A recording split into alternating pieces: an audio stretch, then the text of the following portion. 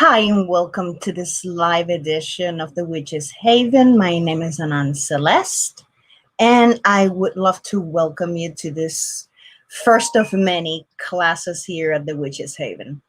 I, without knowing that this whole debacle about the COVID-19 virus, I decided to do this class here at St. Patrick's Day because of you know the Shamrock and the luck of the Irish.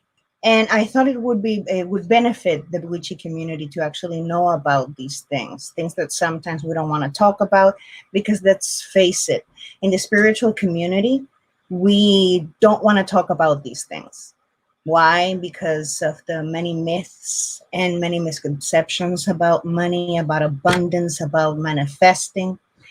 And that in itself, I think it robs us of that opportunity to actually have an open discussion. That's why we have to create those spaces. We have to understand that if we don't talk about these things, we might be perpetuating a way of thinking that it's only going to benefit people that want made to use you or use other people. Okay. Today we're going to do something different. Since we're all at home, we're not doing anything, we're pulling our hair, and worrying about our financial situation. This is the best time to actually stop, reassess, and see, what am I doing wrong? What am I missing? Am I supposed to be poor just because I'm a witch or just because I'm a spiritual person? For those of you that have businesses, home-based businesses, or brick and mortar businesses, this is a very important discussion, because if you are a spiritual person, hence a witch, or that you declare to have all of these affinities with energy and abundance and manifesting, this is also a conversation that you want to be part of. Why? Because it not only can help you, it can help somebody else. And I thought that was the whole point of being a community and try to help each other. So I think we should at least start with that one. At the end of the video, this is going live. At the end of the video, we can have all the questions. You guys can ask all the questions that that you want. And that in itself can ensure that other people that come after you that might have the same question might find the answer that, of course, after I read your question, I can surely give you.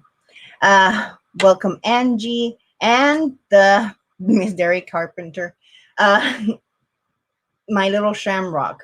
She is one of our Crystal Pagan, which is from Irish descent. So congratulations and happy St. Patty's Day, which to everybody out there that is Irish, I don't say that as an demeaning way, but I love my girl. I love my redheaded Shamrock, my redheaded Shamrock, our dairy. So, what is our relationship with money? That is exactly what we have to ask ourselves. What is our relationship with money? Why do we want to either create or try to control or try to manifest, period? We live in a day and age where if you don't have money, you will run into a lot of trouble. This is not like in some places of the world that you can just hide yourself in a mountain or in a cave or a monastery, and then your needs are going to be met. It does not work that way. And I don't think it should, because if you consider yourself spiritual, that means that your body, mind, and soul are all provided with. So you need to have the means to do that. So why do we hate money? And I'm going to say it like that because every person, aside from the abundance, the abundance preachers and those people that actually make a living out of trying to make you rich, and put to you that way so nobody gets offended, that it's not their vision. I'm talking about the ones the rest of the population that grew up thinking that money was evil, that people that were rich, they were all evil and they were all depraved. And this is where the whole Illuminati bullshit comes along. That we have all these misconceptions, and usually here in the United States come from a very Christian backgrounds. Um, for those of you that don't, or in those of you that do, it appears in the first book, then the book of Timothy, about how supposedly St. Paul describes the evils of money. And that other part of the Bible where it says you can pass a camel through the eye of a needle before a rich man gets into heaven. All of those things stick in the back of your head. So you hear your father criticizing a person because they have this, or they have a lazy life, or everything has come easy for them. So we grew up with that mentality that people that have, they're dicks, they're this, they're that. So I put a little show and tell together here so you can have an idea what I'm going to say. And I want you to stick around, because very soon after I go through my misconceptions about money and spirituality, I am going to show you, and this is something that I have never talked about before, about the archetypes of wealth. And that is something that many people don't discuss in certain witch circles. In other witch circles, this is something that is talked about a lot because it is something that is part of ourselves. But we don't share it with our friends. And it's not something that I have seen yet shared in groups or in other places. So I thought that it might be good to actually talk about that. So let's get started. What are the most common misconceptions about money in the spiritual community? Wow. The first money myth. Money is the root of all evil. It's amazing that when a person that says something like this, if you tell them, what would you do if I give you $1 million? Even if I'm not assuming what this person is going to answer, is going to do one or two things. He's going to take care of themselves, buy an expensive car, expensive jewelry, and mansion, or I'm going to give it away. I'm going to do something positive with it. We have to understand that, unfortunately, money has no evil, is not evil or good. Okay, it's a tool that you use to actually, spread what you already are. A good person is going to do good things with it. A bad person is going to do bad things with it. And just in the same way that we explain it to a fifth grader, that's how the cookie crumbles. Yep. That is how the cookie crumbles, literally. All rich people are selfish and evil. I cannot give you the whole list of all the millionaires, the billionaires. Actually, the new millionaires are the billionaires. So there is another tier, that another misconception, another myth that we have to erase from our minds. How many people that have a lot of money, do excellent job at charity, that actually do the deed without put it in every newspaper and do a whole bunch of just for show, to be a show off? That's why we have philanthropists. Those are people that actually dedicate their money to give grants to universities for the study of that, for the study of this, grants for social improvement and our economic development.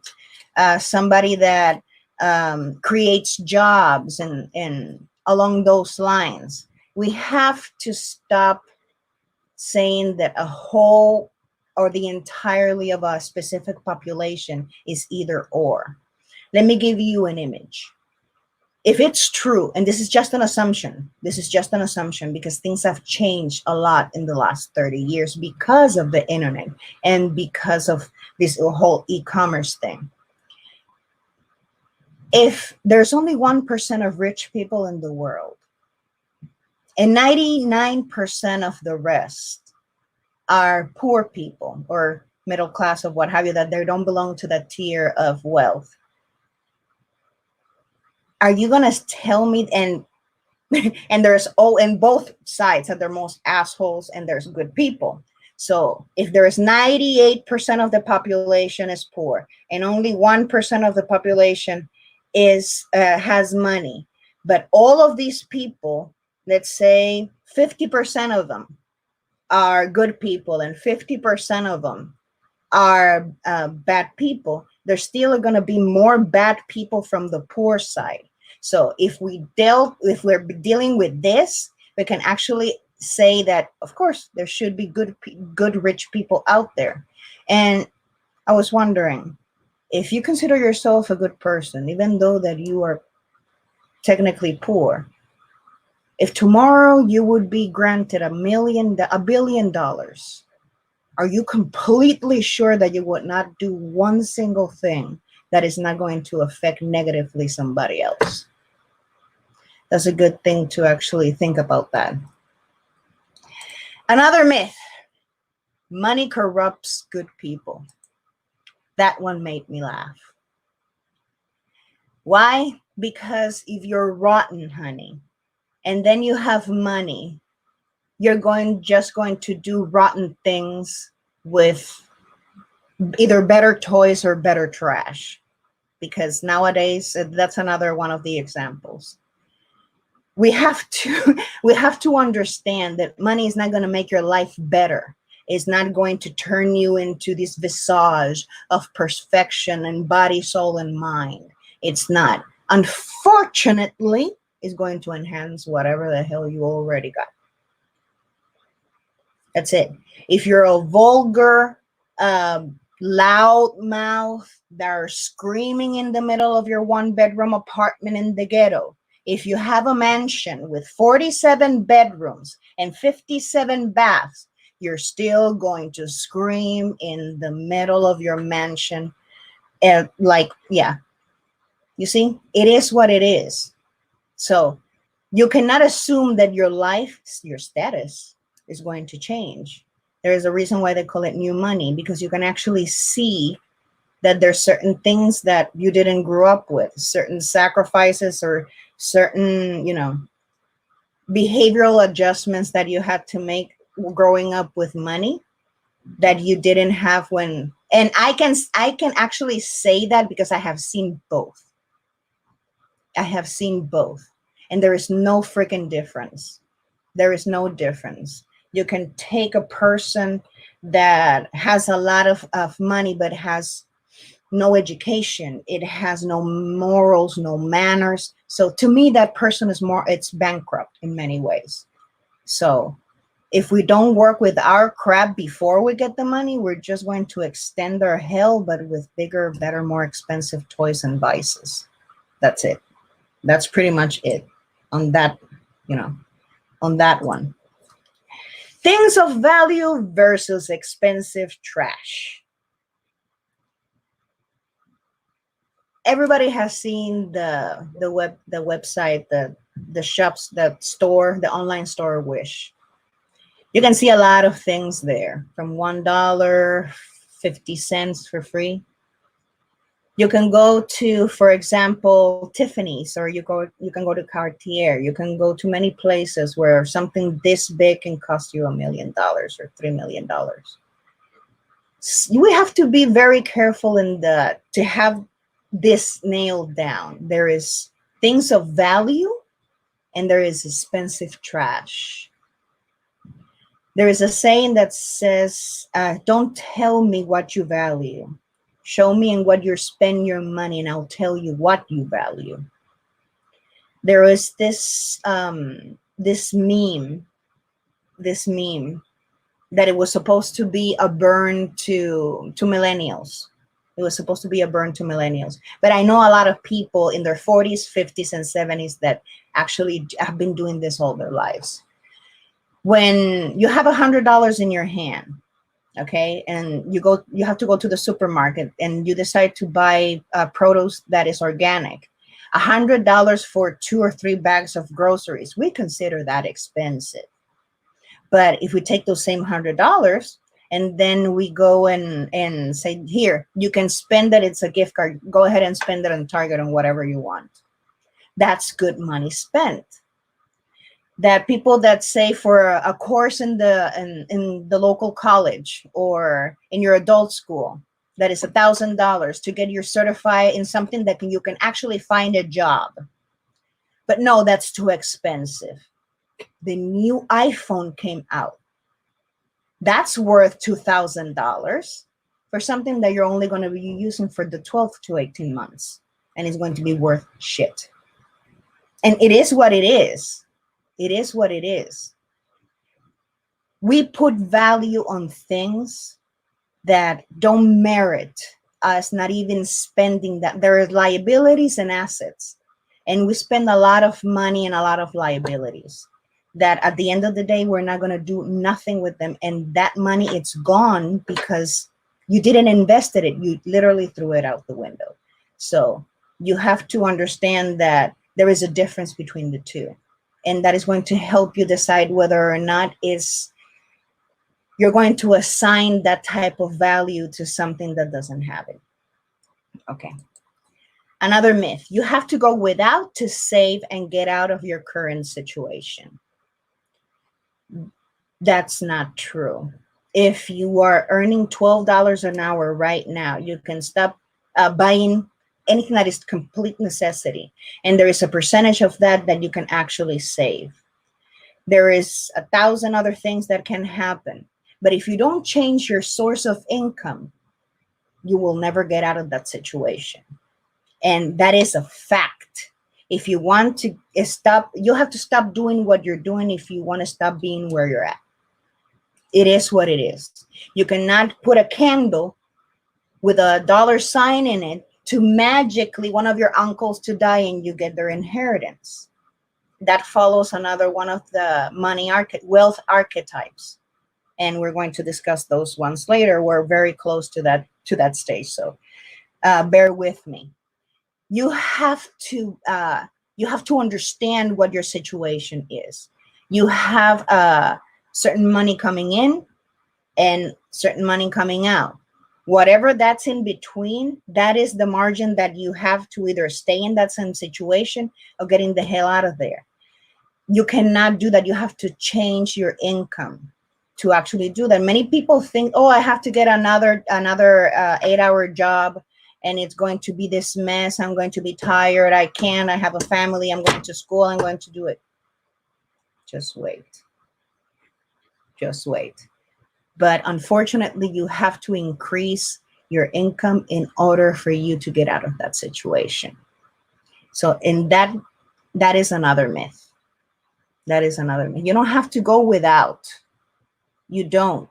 But you really have to actually get another source of income. Financial freedom is being a millionaire. Wait. Let me correct that one. You see, this is what happens when you are live. You can do crap like this. Nice. No, that's not nice. That's still wrong. Okay. There you go.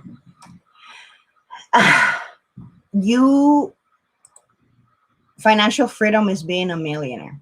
Unfortunately, fortunately, the idea of the millionaire now has changed. Everybody with a camera and with a good line or with the good set of vines or good YouTube channel can get a sponsor. They can get these deals. And so the definition of a millionaire has changed. Now this is the generation that have created more millionaires than any time in the history. So this is something that it's good. What does that mean? That means that the majority of the people that now hold fortune or wealth, or what some people would consider to be a millionaire or a billionaire, were self-made. They are self-made, meaning that this is something that many people can do, and they are doing it. This is why this whole economic foreshadowing of the things they need to change, because the jobs that are in demand right now did not exist 50 years ago. And you bet that in 10 years, the jobs that are going to be in demand don't exist yet now because of the evolution of technology and the internet and so on and so forth. And that's why many people can actually now use either their education or their wit to actually get out of poverty. But there are many factors to that that are either in the control of the person, which 99% of them are, or extenuating circumstances that can actually hinder you from actually achieving such a goal. But where there's a will, there is a way. Where there is a will, there is a way. Now, how the witchcraft fits into self-sufficiency. I know many witches. Actually, 80% of the witches that I know have a home-based business, or they do readings online, or they do readings in person. They have their metaphysical shops. They create their own fragrances. They create their own candles. These are entrepreneurs. These are people that, even though if they think they're doing it out of necessity, they're missing the big picture here. Once you have made that commitment to yourself that you want to be self-sufficient, your whole view of the world changes because your focus is somewhere else. Your focus is to make it work. And I think that's the reason why I'm doing this, because I know how that feels. I know how it feels to have that entrepreneur spirit that you want to create something either for the betterment of the world or to actually improve in something that is already here, to actually bring us either a service, a talent, or something that not only makes you shine, but actually helps you contribute in the Maslow scale of our needs. That sense that we need to contribute is huge. This is why so many housewives are depressed. This is why when a man loses its job, they feel like they're no longer, I don't believe in that, because to me that's the most absurd thing. It's just that is the blow that it feels to the ego and to our heart. We feel that we cannot provide, and that in itself, it crushes us. So our subconsciousness came with all these tools, with all this availability of resources to say, you can do that. You can do that. Why not? Look at that one. She has a 3rd grade education and she has made a career out of this. So we start searching where is our niche. And in that niche, using the craft, we make it happen. And I think that is, wow, that is one of the greatest gifts that the technological era has given us. We went from being solitary practitioners that we had to wait, and at least that is the way that it used to be for me, to people to call me at home or knock on my door, say, here, I need this done. And whoever is bitten by this bug is getting bitten early, because I remember when I was in college, I said, I need to find some money. I need to do something. I had 3 kids. I was only 22 years old. I was 23 years old. I already had 3 kids. I need to do something. So I created a job for myself. I became a tutor. This is what happens when you believe that you can do something, even if it's out of necessity. How many great inventions, how many great works of literature, how many self-help books have come out of this concept, that out of a necessity, out of something that you needed, you created a whole system, or you created something that is going to help somebody else. And I think that is the core of witchcraft, empowerment. We have the ability to empower ourselves and other people. And that in itself, believe it or not, is something that not everybody has the capacity to even see. Some people are so attached to their routine, their 9 to 5, their job at the, I don't know, at the fast food joint, because they're so afraid that they stayed like that. And they feel bitter and they hate themselves because they didn't move forward. They didn't do anything else or follow their heart. And I think that's why I am doing this. I think this is why I'm doing this, because everything has a purpose. And we know that intuitively. And this is why in the use of rituals, in the use of spells, and we use intuition either to find that job, and we're going to go through that in a little bit later, so you can actually use physical ritualistic magic to actually achieve those goals. So what are the 6 archetypes of wealth? This is something that I think that whoever created this this way of seeing and explaining it is so simple, but it goes right to the point. It really goes to the point. So whoever did this, thank you. So God knows how long this has been. Okay. I have them written here. So, okay. We got the innocent prisoner.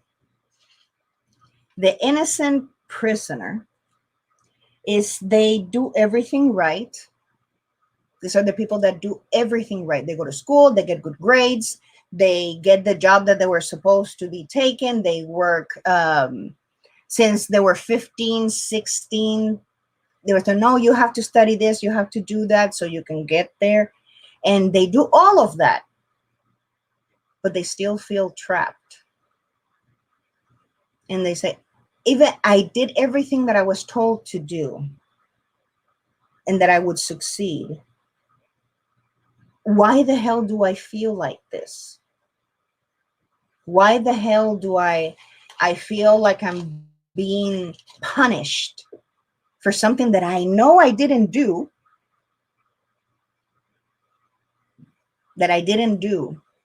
and I sacrifice and I resent myself and I resent everybody that tried to help me because I didn't do what I wanted to do. So I did what everybody else wanted me to do, and I still feel like shit.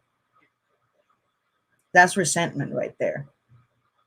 So the innocent prisoner is the archetype of the person that after all that sacrifice, after all that society, their church, their parents, their clan, it doesn't matter, we're expecting of them, and still they did everything right and still feel like crap. And all that resentment comes out. This one is really interesting. It's really interesting because because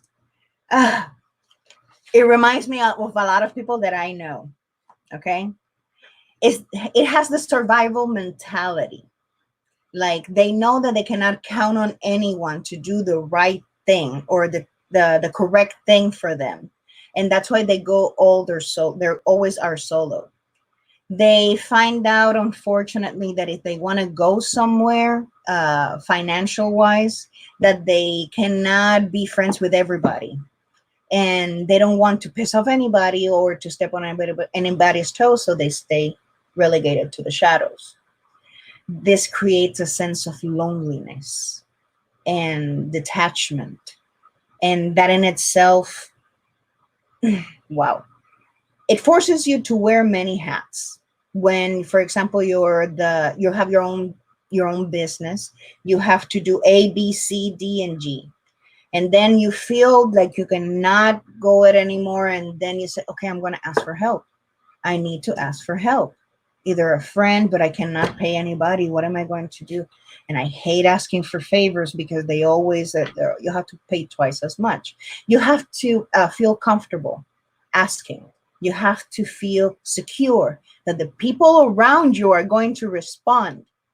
That also reveals something about your company, the people that you keep around you, that you feel like you cannot ask for help because either you're going to feel rejected or they're going to make fun of you. Many people that start their own business, especially here in the witchy community, are afraid they're going to be laughed at. So they don't tell anybody. And then you see them popping up posts about readings here, about selling of their craft over there, but they don't tell you anything because they're afraid that they're going to be laughed out of the game. Do you think that it might be you? The key to actually get out of that mentality, because it has its good qualities and it has its bad qualities. You're driven. Nobody has to tell you that you have to work or do this or do your craft. You already have that motivation. What you need to do is to learn how to ask for help. It's difficult. It sucks. It's like playing the lottery. It's just that the odds are against you, but you need to have that skill. And that in itself can take years to actually develop, because it has to do with your ability to trust other people. And it is what it is. It is what it is. Let's go to the other one. This one is interesting because I know a few of these too. The hustling treasure hunter.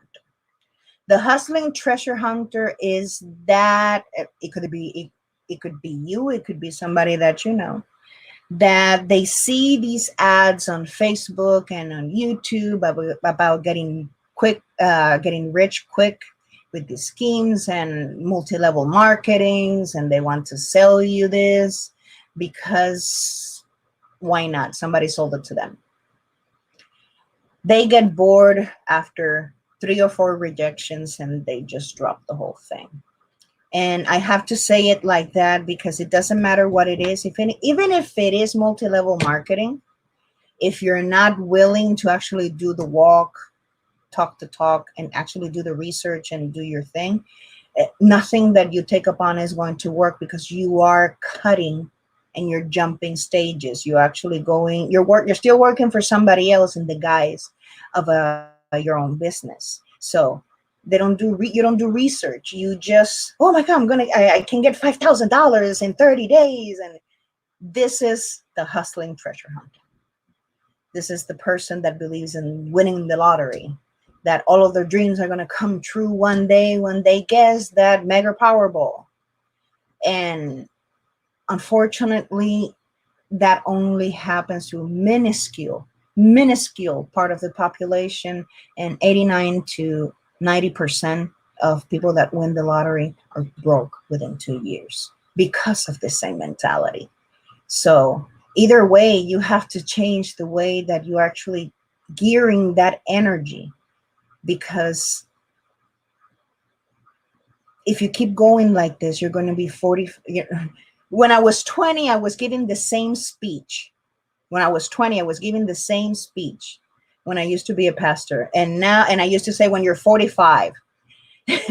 Now I want to say when you're 75, and then you look in the mirror and you're still doing all those little scams and all of those little get rich quick schemes, that it's going to be really sad, because you have forfeited your whole life in the search of somebody else's dream. And that's why you have to be very vigilant of whether or not you're going to keep living this way. If you have family, if you have real dreams that you want to achieve later on, you cannot cut. You have to do the job. You have to do the work. You really have to do the work. Okay. So we covered the Castaway. Okay. The caged lion. That one, we have all been there. We have all been there.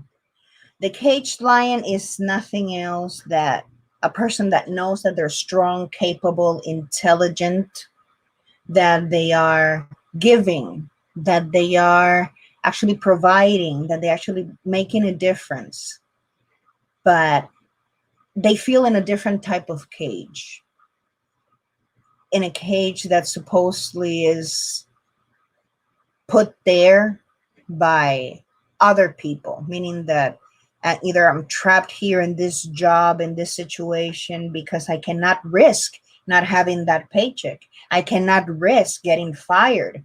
So we don't make waves. So we don't look for the next thing. So we don't improve ourselves. And we're like a caged lion that we miss. We know that we can be so much more, that we can do that could be 10 times better, but we're just too afraid of what other people are going to say in our way to get there. And they are, because having a business is long nights of working and working without seeing one dime. People are going to make fun of you, especially the hunting treasure, the hustling treasure hunter and the castaway. Yes, because those are the ones that wants to get rich quick. So they want the satisfaction now. They want to see what they can get now. You can open the cage.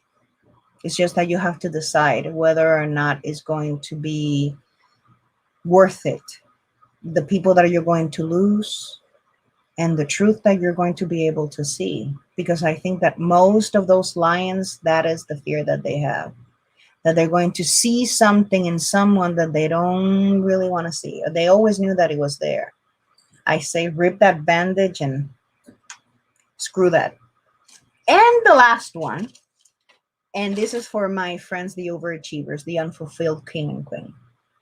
These are individuals that have done everything by the book. And when I mean by the book, is not following other people's dreams, orders, or models of conduct. No, I'm talking about the driven people, that they want to be a doctor, and by the age of 23 they're already graduating and have a residency, and they have their practice and their specialty by the age of 30, and then all of a sudden they look around and said, okay, what more? What else is there? Then it comes the paranoia.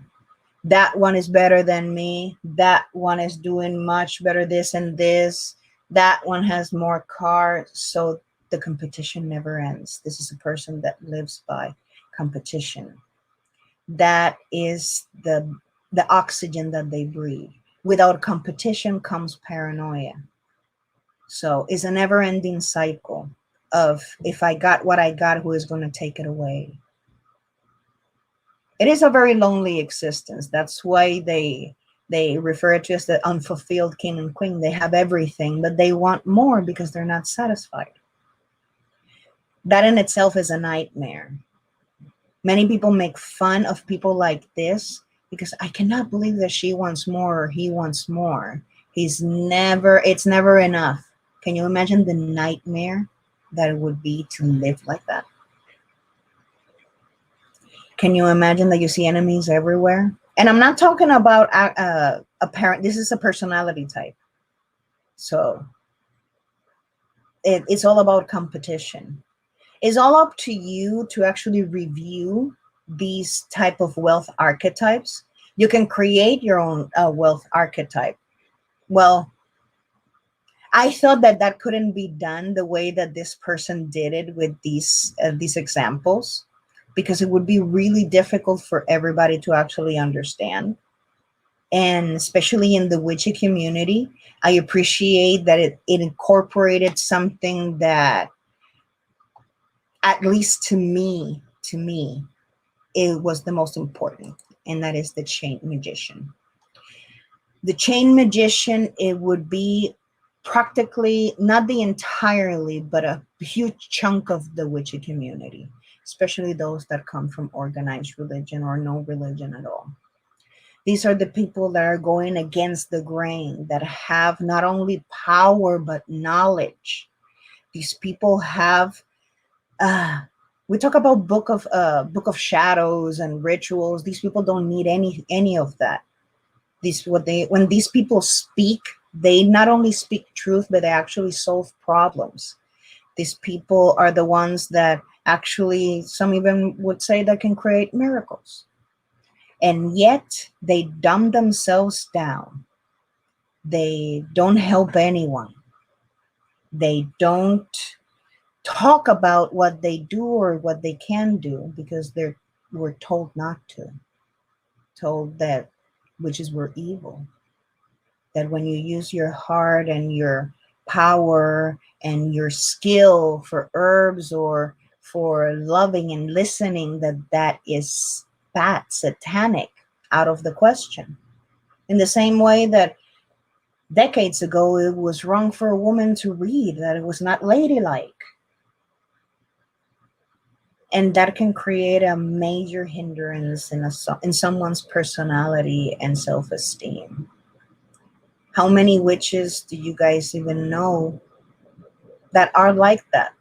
That you wonder why their lives are not 100%, where they should be, because they have all this talent, they have the power of manifestation, but with the little things that nobody noticed because they don't want to be noticed. We see that a lot in Christian witches. We see a lot of that in people that have, wow, that actually have something to add to the conversation. But because daddy, mom, the pastor, the teacher, because all of these opinions come from positions of power. So you cannot speak about that. You're dirty if you talk about that. You're mean, you're evil, you're this, you're that, you're not part of our community or church or a synagogue or whatever if you talk or do things like that. There is a disposition between a hard place and a knife. Literally, I just screwed up that analogy. It's murder, is dead, let's bury it. Yeah, all gone. Yeah. But this is one of the most common archetypes in these type of communities because we were told one thing and then we feel another. The problem about this particular archetype is the way that it makes you feel. Is going to be really difficult, not impossible, but it's going to be really difficult to say, you know what? You live your life, I'll live mine. I'm gonna do me and you're gonna do you, boo boo. You do you, boo boo, but I'm gonna do me. And that is harder than many people think. It is. Wow. Once you decide, nothing will stop you. Nothing will. The problem with this archetype, I think, is the most painful one.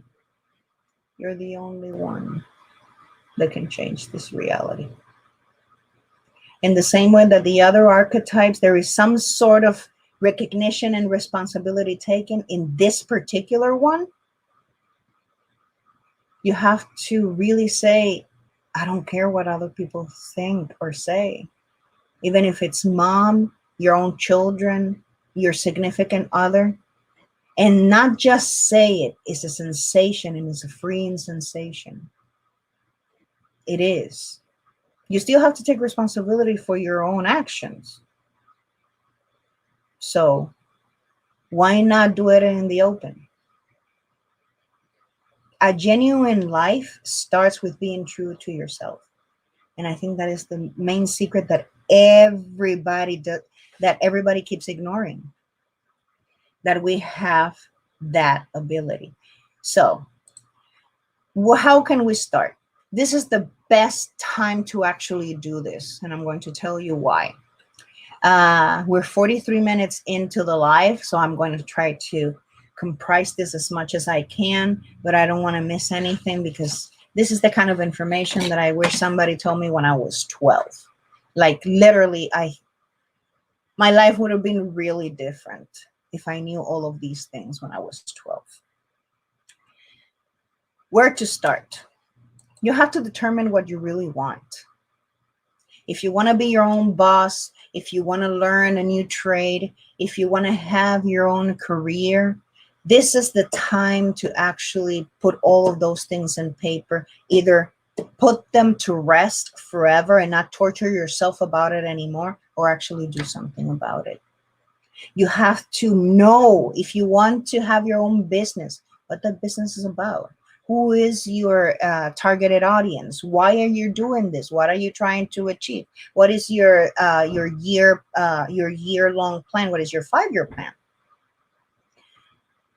You have to be serious about this. You have to be serious about getting out of this whatever situation you're at, because there is no difference of a person that is homeless right now, of course, in the same category that they don't have, putting the same person in with the same mentality into different situations, either is going to stay stuck or get out of there. It all depends on the situation. So anybody can benefit from that, but you have to know what you want. You have to know exactly what you're trying to achieve here, because you're the only one that, when everything is going to hell, when it's 3 o'clock in the morning, nothing has gotten paid, and you are this close of making that deadline, is going to remind you that you got this. That's why you have to be sure of what you want. Believe this is possible, because you have to be honest with yourself. Faith can move mountains, but faith with information and education can create miracles, because it is what it is. You have to believe that this is possible. You have to have what we call actionable faith, a working faith, and say, I am going to do this because this is what I want. That faith is going to create an action, and that action is going to move you towards that goal. But you have to believe it. You cannot self-sabotage yourself midway. So you have to get all of that garbage out of your head. You have to feed your mind, your soul, and your body in an adequate way so you can achieve that goal. And that includes positive affirmations and why you're doing this in the first place. Goes to show you have to program your mind. Many people ask me, why the hell we need altars for? Why the hell we need working altars for? Is a visual representation of what you're trying to achieve using either symbols or active tokens embodying your goal. When you go to your altar space, even if you don't have an altar space, it can be a vision board. It could be the screensaver in your phone. You have to have a way to keep unconsciously programming your mind. You have to educate yourself in ways. How do people that do what you want to do go about it? This is what we call shadowing or mentorship. Nowadays, before, when I started in all this, I had to physically ask a person, can I shadow you? I did it when I was a nurse. I did it when I was studying to be a pharmacy technician. The same when I was studying to be a pastor. I had to go to the person and say, can I shadow you? Can I work with you? Nowadays, there are countless people that you can shadow from afar. People that you can say, that's a rotten person. I like what she's doing, but I want to do it in a different way. The internet, YouTube, Facebook, social media has facilitated the biggest archive of experiences in the history of humankind since the Alexandria Library. We're talking about limitless resources for education. I was thinking the other day, the difference between the nano degrees, meaning the ones that you get in the internet and formal education. Nowadays, things are changing.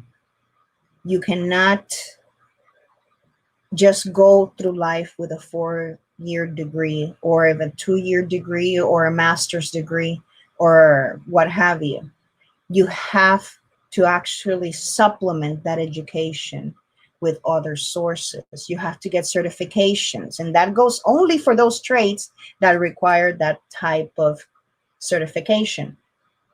And I go like this because there is endless certifications in the internet that have the same value of a piece of paper, of a piece of dirty toilet paper. It is what it is.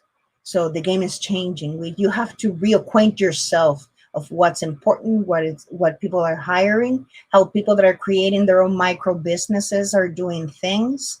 You have to learn a bit about newcomers, about how people utilize marketing and social media for those small businesses, or maybe you are the product.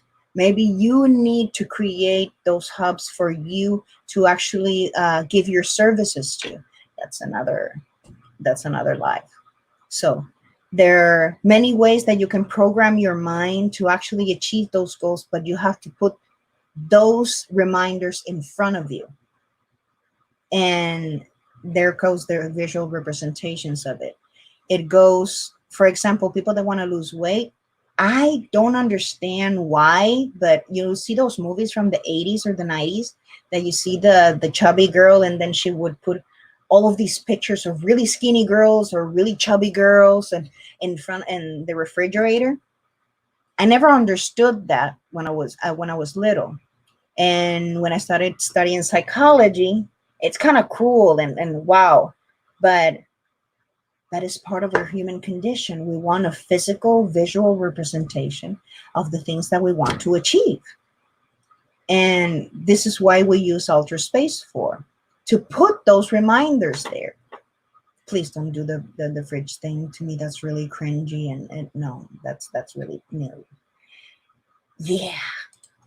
Acquire the tools you need to achieve this. Like I said, education online. You can, you don't even have to go back to college. You can actually get those courses free.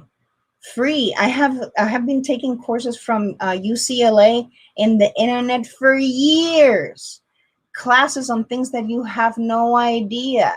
Classes that are available for people that are doing their masters, people that are doing their doctorates, lectures. You go on and for free. Education is not about the piece of paper, my darlings, especially nowadays. I am the least educated person in my family. I am the only person in my family that doesn't have a master's degree or a completed bachelor's degree. That's a huge no-no. So I know what I'm talking about. If somebody like me can say that it took me a long time to actually accept that there is real education. You can get it anywhere, but you have to go and find it. That because you cannot afford a formal education where they give you a piece of paper telling you that you just showed up in class, that is not going to give. You know how many morons I know that are lawyers? I used to tutor a guy that was going to law school, and he had no idea how to actually properly read or write. A degree is not going to tell you whether or not you know something. It is your experience that is going to determine you doing things every day and doing it for the better. So I think that is acquire those tools, get the education. And there is no excuse. There is no excuse. So I think that is the easiest one. Organize, plan, and write down your objective. Like I said, if you want to open your own store on Etsy, you have to go through design, availability of the product, how you're going to move that, what are you going to sell, to who is going to your targeted audience. All of those things, put it on a piece of paper. It's called a business plan. It could be a crude, it doesn't have to be the way that, for example, professionals actually do it, but you have to start somewhere. Put it on paper and then put it in the fridge, put it in the bathroom mirror so you know your objective. Start now. Act now. Don't wait another year. Don't. Sometimes we start things because we have no choice. Wouldn't it be nice for once to have that type of control? It's like, I'm starting today. It doesn't have to with a launch or something like that. Start with something simple. Go, and this is something that I have told to writers. I have told this to people that are starting their own witchy businesses. I have told this to students. So go to, always tell them that the service that I use, Canvas, it's free. Create a YouTube thumbnail with all the things that you want, and make a collage of the things that you want, how you want to see yourself in the future, and put that as your screen, as your background screen in your phone, in the computer, everywhere, and print it out and put it everywhere, not everywhere in the house. You know what I'm talking about, because you have to act now. And that simple thing of writing it down is going to get you excited. It's going to give you ideas. So you have to start the ball rolling. The journey of 1,000 miles starts with one step. Isn't that right? That is the beauty of it. That is actually the beauty of it. Don't quit on the first try. Why stuff doesn't get done? Because people quit midway. When people laugh at them, or when they don't get a customer, or they don't get the job on the first day that they try, on the first week that they try, they get disappointed. That's, again, this is what the hustling treasure hunter does. They quit. They try for a little bit and then they quit because it got too hard. And 9 out of 10 times is just the birthing pains of your business, and that is going to take time. Tell yourself, this is going to take time.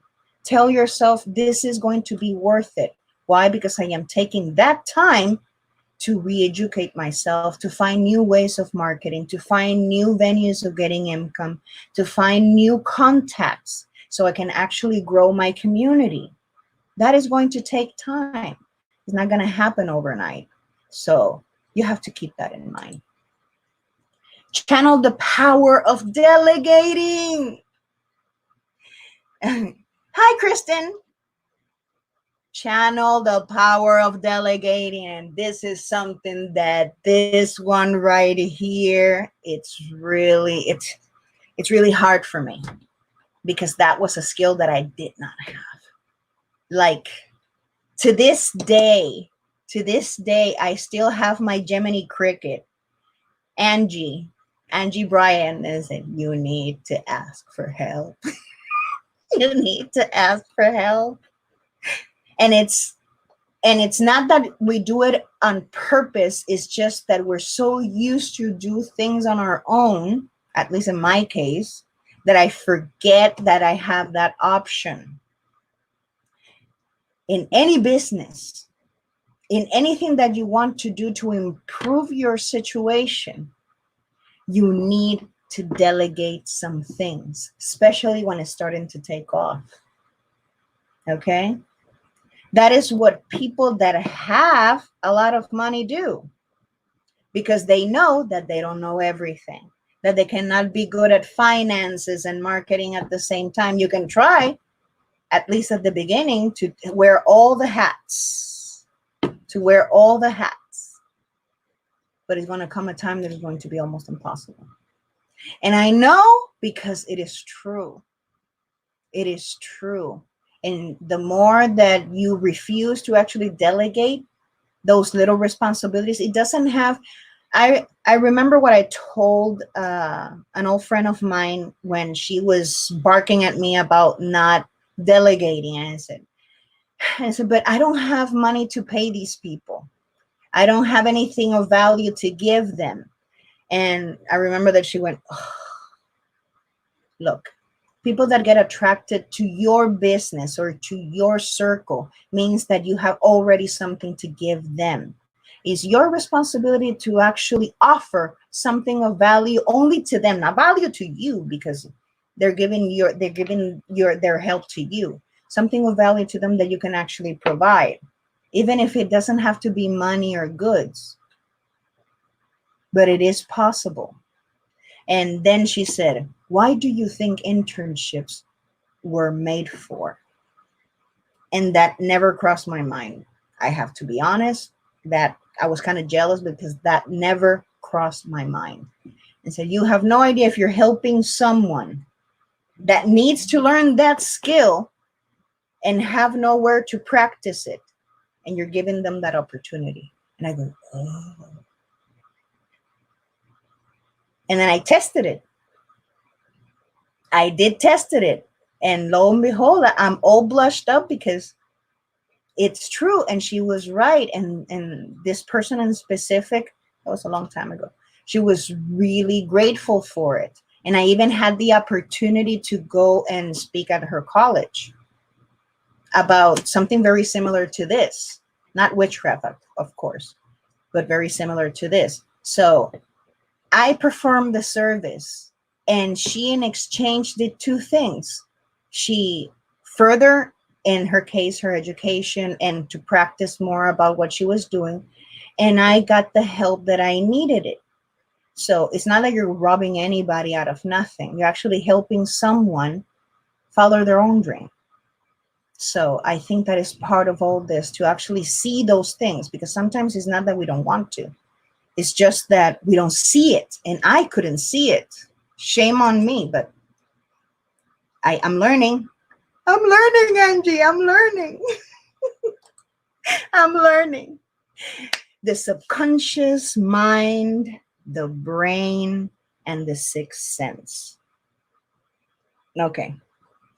The subconscious mind, the brain, and the sixth sense are things that should be attached to one another, but unfortunately, many times they're not.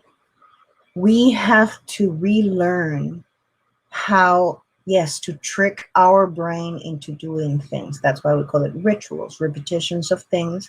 There are some personal benefit, but you are subconsciously performing them, like brushing your teeth, wiping your butt, and in my case, preparing coffee. I can do that in the dark.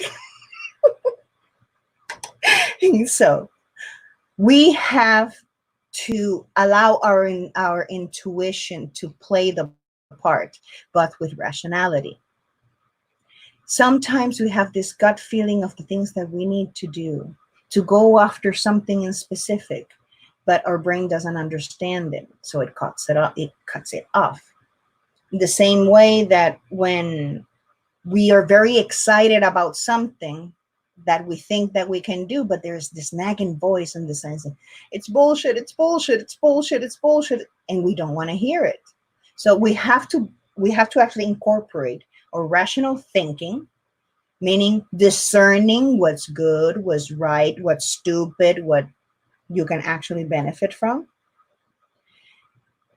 and the things that actually don't, that they no, because you can be really sure about something and be completely wrong about it because it's not the way it works. They can believe in something wholeheartedly and doesn't make it real, because we have to put that hiatus, in the middle, because we have to be very clear. We cannot expect to be right all the time and then get pissed about it. We have to learn from those mistakes so we can actually apply it into our life. We have to use our people, when they say sixth sense, is more like a precautionary tale, like be careful, when in reality that's not necessarily what it is. It's more like the marry of body, mind, and spirit. Body, mean the brain, mind, and the sixth sense, that is that component that has the communication between the body, the mind, and the spirit. So I think that's why we use meditation, that's why we use ritual, and I think everybody knows the best way to do their own. Okay. Use this time to reassess your financial situation and make adjustments to be better than before. Okay. There are 6 very basic things that you need to actually do as a recap in order to make this happen. Have a goal directed in parts and work on each with small visible achievements. I always give my projects a 3-month trial. There's the 3 months, the 6 months, and the 9 months. I have goals for the 3 months, I have goals for the 6 months, and I have goals for the 9 months. That's at the beginning. Then when I finish each cycle, what can I do? How can I better that next 3-month cycle? How can I better the 9 months that I already written? How can I make that better? How can I do that better? But I need those small goals, because if I don't have those small goals, something very stupid. I want to make a YouTube channel. First, I have to create the channel. I have to do the art. I have to do all those things. So by in 7 days, I'm going to have all that ready. That's a goal. Once you reach that goal, believe me, it feels amazing to actually see whatever you put on paper, on your mind, on the screen, or in your workshop, or in your craft room, to actually see it completely feels freaking amazing. So those small goals are needed, because that is the fuel that is going to push you into the next level, or the next stage. Be emotionally engaged. If you don't give a shit, this is never going to work. And it's, as a matter of fact, if you don't care about none of this is going to work. You have to be emotionally invested. You have to actually say, I want this and I need it. This is what it's missing in my life, and this is what I'm going to do. That doesn't say that you cannot adjust that attitude. And I'm going to set that, okay. What are you willing to pay for this? I have lost friends. I have stopped, family members have stopped talking to me. I have lost money. I have lost clients. I have lost people that I thought that they had a very specific place in my life. I have lost my self-respect. I have lost so many things along the way. I have to pick myself up and dust myself up and do all those things and say, is this worth it? Yes, it is.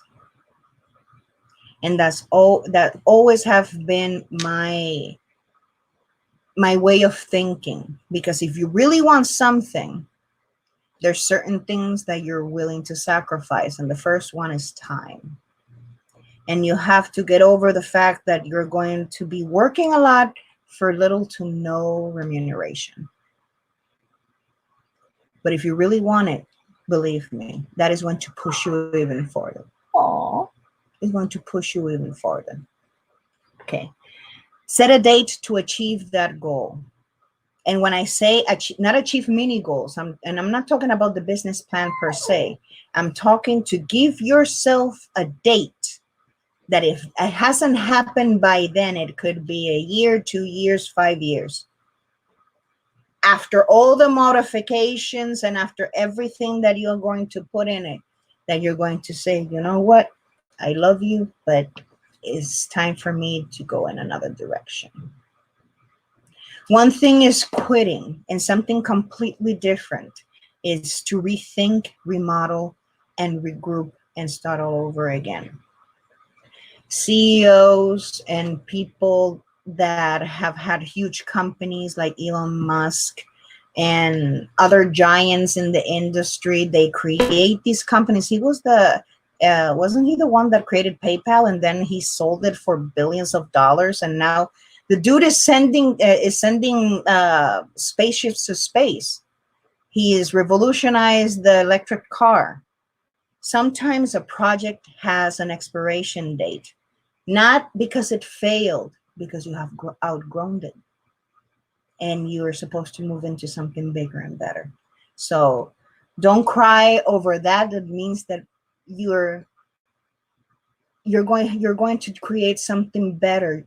You're going to create something different. So just let it run its course.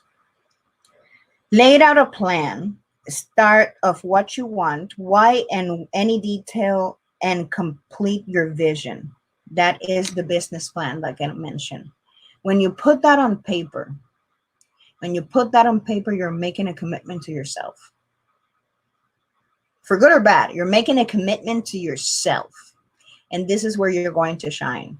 You're going to shine by meeting every single one of those expectations one by one, because if you wrote them, that means that you know that you can achieve them in a short amount of time. One thing is that you want to be a doctor, and I use that reference because I'm familiar with it. You want to be a doctor, so you know that you have to have a certain certain grades, certain courses, certain connections, certain habits to study, and you're willing to do all of that to be a doctor. If not, you're going to see very quickly that that wasn't for you. And that is the time where you say, okay, I'm going to go in a different direction. Not wasting your time in something that you know you're not going to do is going to be the best gift that you can give yourself. Because time is money. And right now, there are billions of people that have no idea what the hell they're going to do next month. So you don't have time or the resources to keep wasting it. So I think that is a really good motivator to do that. It is a good motivator. You're going to print that or put it in something like this, and you're going to put it in the refrigerator. You're going to put it in front of your mirror. You're going to put it in the back of your front door. So every time that you go out, you're going to see that. That is the power of ritual and symbolism. You're going to remember you made that promise to yourself, that this is a promise that you cannot break, because this is where your happiness or your stability or your quote unquote financial freedom lies. So I think in that, as long as you understand that, there's a lot of things that you can achieve. For that, okay. Where is it? There was something that I wanted to close with, because I think this is the most important thing in the whole class. What are the 6 things that are preventing you from doing any of this? I am not going to go into much detail, because for everybody this means a very specific thing. But as a collective, you're going to see why this is a universal issue, and that we all have the same tendencies when it comes to feel unsure about things that happens to us. What are the 6 fears? The 6 fears that people have that prevents them from doing anything in their life. The fear of poverty, the criticism, to get sick or disabled, of old age, loss of love, that somebody is going to leave you, family member are going to hate you, mom and dad are going to be disappointed in you, what have you, blah, blah, blah. And the fear of death. Each and every one of those single word, and in some cases 2 words, are paralyzing fears for some people. Some people are terrified that they're going to be homeless. I know, because I had that fear until I was homeless. They say that there is no way to fall when you're already down, right? So all of those things are what's keeping most people from doing what they say they want to do. People don't take risks because they're afraid that they're going to get ill, or if their illness is going to prevent them from doing things. Every time that somebody tells me, oh, I'm sick, I have lupus, I have MS, I have this, I have that. And exactly the minute that I was given my diagnosis, the first thing that I remember is, wow, the man that created black holes had to talk through a machine. He was paralyzed. He couldn't walk. He couldn't talk. And yet he changed the world and how we see the universe. I have no freaking excuse. I have seen children in war zones trying to give voice to those that don't have a voice. I don't have an excuse. I have seen people that have nothing to lose, literally, and give their life for something that they believe in. I have no excuse. So, oh, yes. We don't have an excuse. We don't. Isn't that right? We don't have an excuse. So,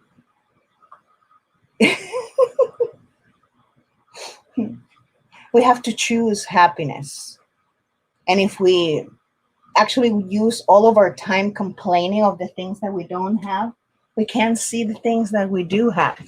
We cannot count the blessings of the people around us. We cannot look into the future with more positive eyes because we are still holding on to a past that no longer serves us or is no longer relevant. We can change those things, but it has to come from you. It has to come from you. So, happy St. Patrick's Day, and remember, people depend on you. You depend on yourself, and there is no reason to be afraid of your best life. So, blessed be, and remember to take care and be safe. Do a phone, talk to your friends through the phone, through Messenger. Get reacquainted with all family members.